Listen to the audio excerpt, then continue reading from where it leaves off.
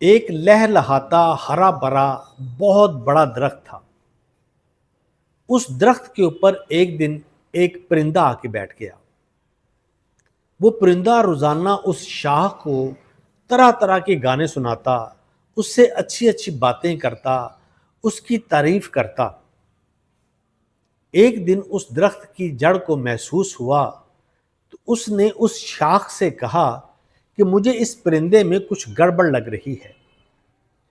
شاخ کہنے لگی کہ یہ تو میرا دوست ہے، میرے سے اچھی اچھی باتیں کرتا ہے، مجھے گیت سناتا ہے، مجھے لگتا ہے تجھے جلن ہو رہی ہے۔ وہ جڑ کہنے لگی کہ جلن نہیں، میں سوکھ رہی ہوں۔ تو وہ شاخ کہنے لگی سوکھ رہی ہے تو سوکھ جا، مجھے کیا۔ پھر آہستہ آہستہ کچھ دن، کچھ ہفتے، کچھ مہینے گزرے۔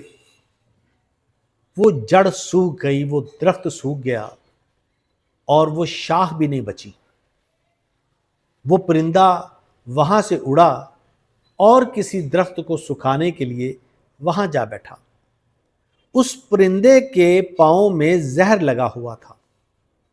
بالکل اسی طرح سے ہماری زندگی میں بھی کچھ لوگ ہوتے ہیں جو ہماری تعریف کرتے ہیں، ہماری جے جیکار کرتے ہیں، ہماری واہ واہ کرتے ہیں، ہمارے بچوں کو اپنی باتوں کی لپیٹ میں لے لیتے ہیں، اپنی باتوں میں پھنسا لیتے ہیں، ہمارے کاروبار کے متعلق جاننے کی کوشش کرتے ہیں، ہم کیا کرتے ہیں، کہاں جاتے ہیں، کہاں آتے ہیں، وہ ہر چیز کا حساب رکھتے ہیں۔